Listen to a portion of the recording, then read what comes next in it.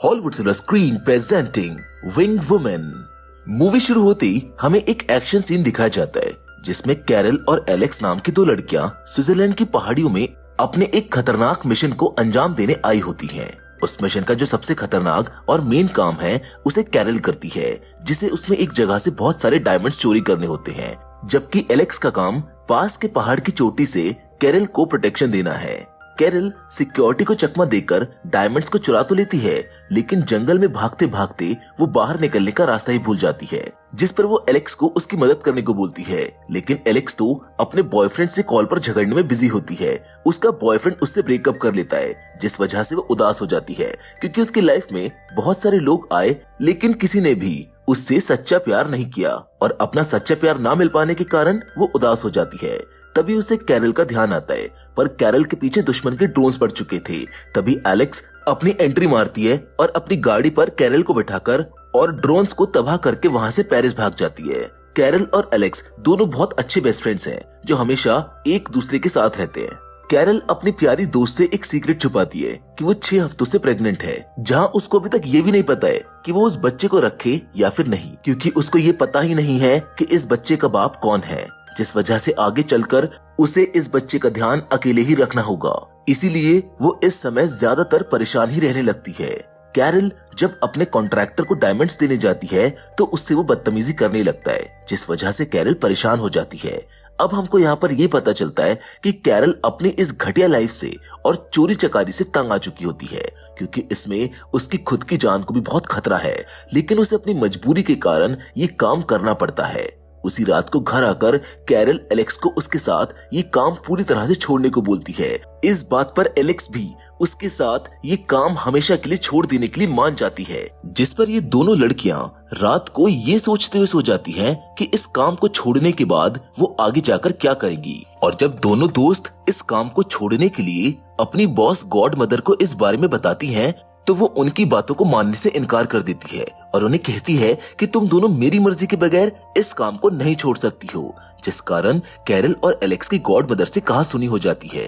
दोनों को ये काम किसी भी हालत में छोड़ना था, इसीलिए वो शहर से दूर जंगलों में निकल जाती है, जहाँ घने जंगल के बीच एक तालाब के पास उन्होंने पहले ही अपने लिए एक घर बना रखा होता है। वहाँ जाकर दोनों छुप जाती हैं। बेसिकली ये उन दोनों का हाइड आउट है, जिसके बारे में गॉड मदर को नहीं मालूम था।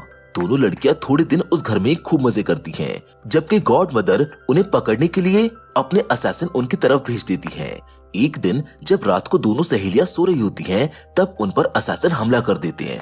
इसमें उन दोनों को तो कुछ नहीं होता, लेकिन इस लड़ाई में एक गोली कैरल के पालतू खरगोश को लग जाती है, जिससे वो मारा जाता है। और कैरल ठान लेती है कि वो अपने पेट का बदला जरूर लेगी। अगले दिन कैरल गॉड मदर के पास चली जाती है और उससे पूछती है कि उसने उनके ऊपर हमला क्यों करवाया। वो गॉड मदर को मनाने की काफी कोशिश करती है, लेकिन वो उसको मना कर देती है कि तुम ये काम नहीं छोड़ सकती। गॉड मदर किचन में काम कर रहे एक आदमी को पकड़कर और उसको मार डालने को बोलकर कैरल को काम ना छोड़ने के लिए मनवा लेती है और उसे साथ में खाना खाने को बोलती है। गॉड मदर उसको एक नया काम देती है, जिसमें उसे $2 मिलियन मिलेंगे, जिससे उसे और एलेक्स को जिंदगी भर काम नहीं करना पड़ेगा।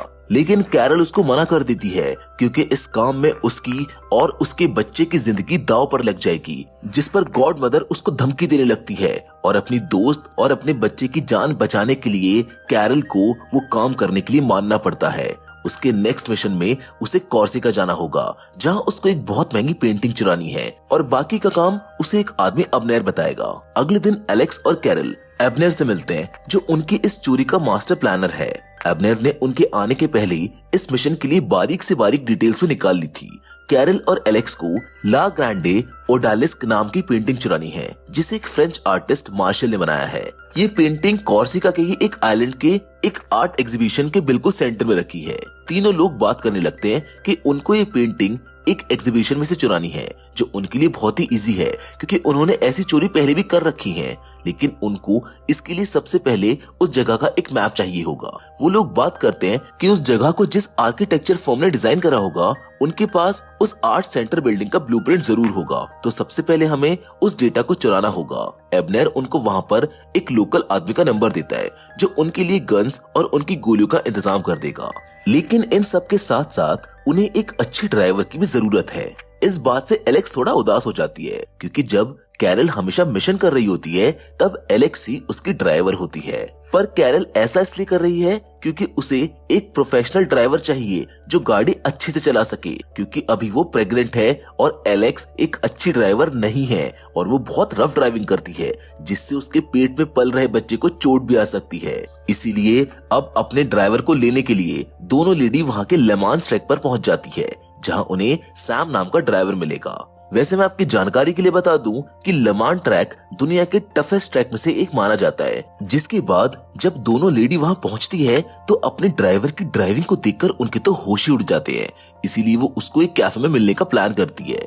लेकिन जब वो वहां पर आता है तो दोनों लेडी चौंक जाती है, क्योंकि उनको लगता है कि सैम एक लड़का है, लेकिन वो एक लड़की है जो बहुत अच्छी ड्राइवर है। और उन्हें सैम को टीम में मिलाने के लिए ज्यादा मनाना भी नहीं पड़ता, क्योंकि उसे उसकी रेसिंग टीम से निकाल दिया गया है।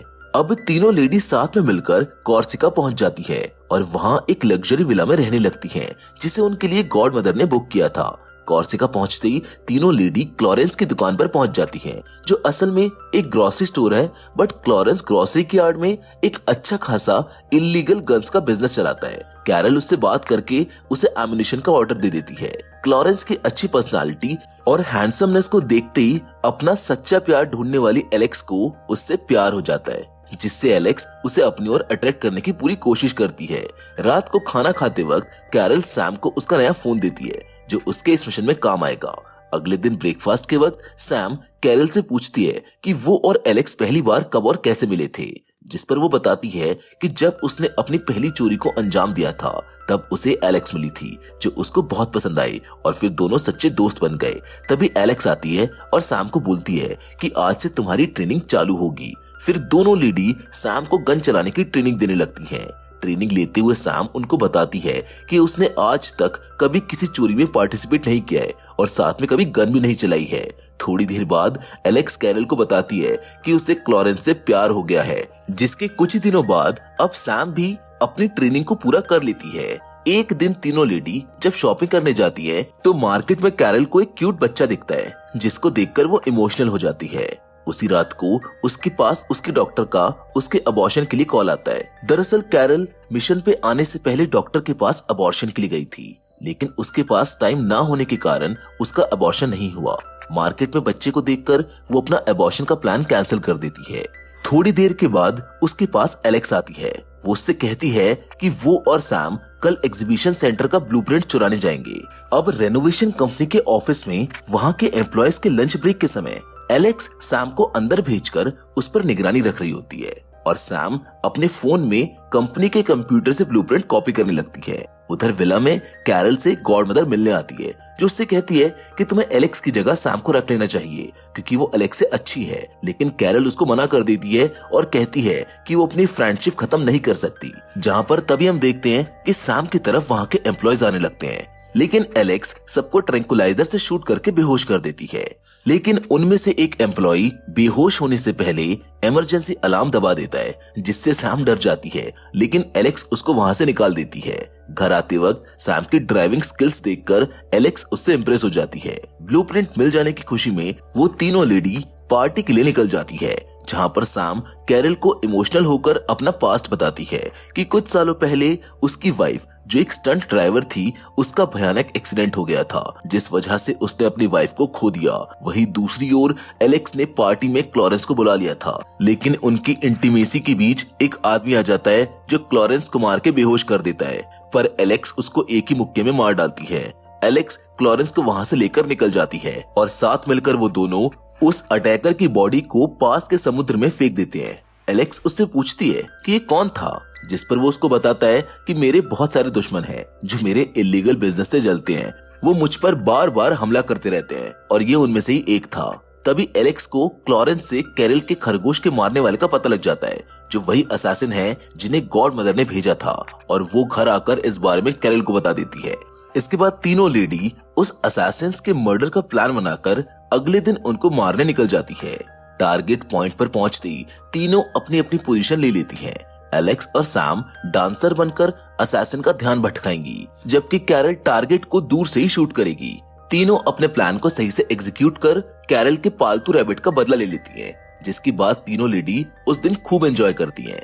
वहीं जब तीनों उस दिन शाम को एक जगह पर बैठे होते हैं, तब कैरल अपनी दोनों फ्रेंड्स को अपनी प्रेगनेंसी के बारे में बता देती है, जिससे दोनों काफी खुश हो जाती हैं और तीनों और भी ज्यादा पार्टी करने निकल जाते हैं। जिसके नेक्स्ट डे तीनों लेडी एबनर के पास अपना प्लान डिस्कस करने पहुंच जाते हैं, जहां एबनर उन्हें बताता है कि हम लोग कल ही अपने प्लान को अंजाम देंगे, क्योंकि कल इस सिटी में मैच है। सब लोग मजे कर रहे होंगे और इधर हम मैच की आड़ में पेंटिंग चुरा रहे होंगे। एबनर कहता है कि कैरल और एलेक्स दोनों आर्ट सेंटर के पास के चर्च पे छुपी रहेंगी और सैम अपनी गाड़ी लेकर तैयार रहेगी, ताकि पेंटिंग चोरी करते से ही वो लोग वहाँ से भाग सके। एलेक्स और कैरल को जब तक हम सिग्नल नहीं देंगे तब तक वो लोग चर्च में ही रहेंगी। अगले दिन सब आर्ट सेंटर के पास अपने प्लान के मुताबिक अपनी अपनी पोजीशन ले लेते हैं। एबनर अपनी गर्लफ्रेंड के साथ एक हॉट डॉग का ट्रक लेकर आर्ट सेंटर के सामने आ जाता है, ताकि वो एलेक्स और कैरल को देख सके।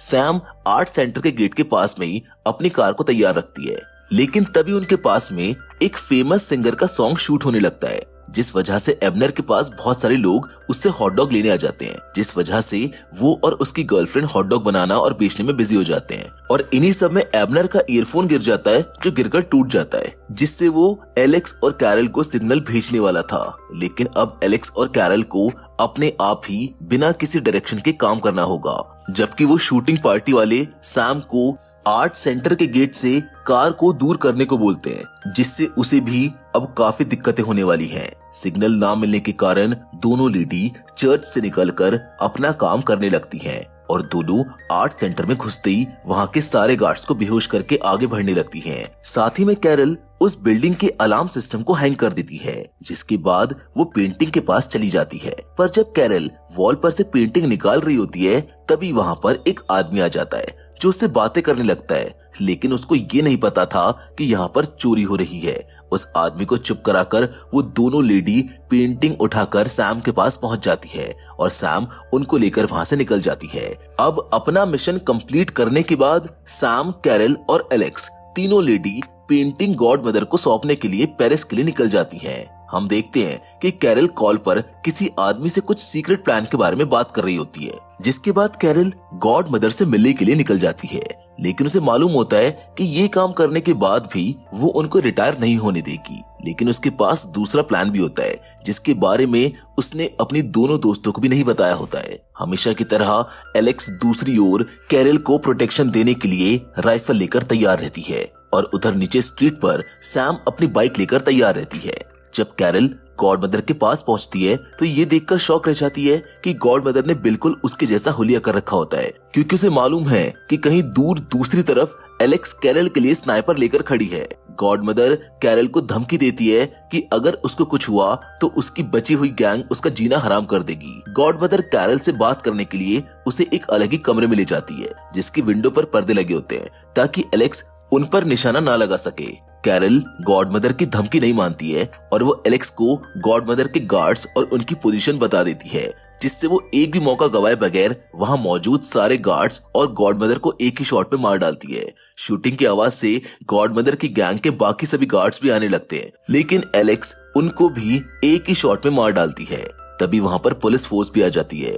कैरल एलेक्स को बताती है कि वो यहाँ से नहीं भाग पाएगी, पर वो एलेक्स को यहाँ से भागने को बोलती है। कैरल उसे बताती है कि उसने अपनी बेस्ट फ्रेंड एलेक्स को इस नर्क से रिटायर करने के लिए ये सब किया है, ताकि वो फ्री हो जाए और गॉड मदर मर जाए, क्योंकि गॉड मदर उन्हें हमेशा परेशान करती रहेगी।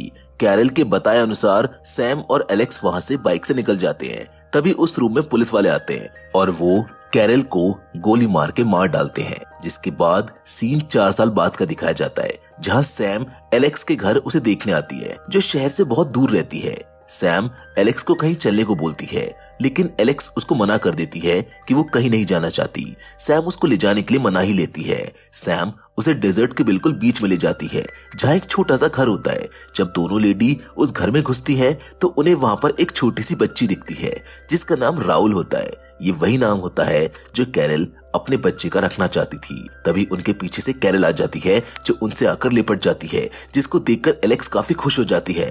कैरल उनको बताती है कि उसने तो मरने का 4 साल से नाटक किया था, क्योंकि गॉड मदर से मिले हुए लोगों को अगर उसके जिंदा होने का पता चल जाता तो वो उसको मारने के लिए उसके पीछे पड़ जाते। जिस पर एलेक्स कैरल से पूछती है कि ये सब उसने कैसे किया, जहां कैरल उसे बताती है कि इस बारे में उसकी मदद एक हाई प्रोफाइल आदमी ने करी जो बहुत पावरफुल है। उसने ही नकली पुलिस फोर्स को भेजकर उसकी फेक डेथ करवाई ताकि गॉड मदर के लोग उसको मारने के लिए उसके पीछे ना पड़े। कैरल उन्हें बताती है कि अब वो पूरी तरह बाहर घूमने के लिए फ्री हो चुकी है। जबकि इस फिल्म के आखिरी सीन में हम देखते हैं कि ये तीनों दोस्त मिलकर राहुल को एक साथ पाल रहे होते हैं, जिस हैप्पी एंडिंग के साथ ये फिल्म यहीं पर खत्म हो जाती है।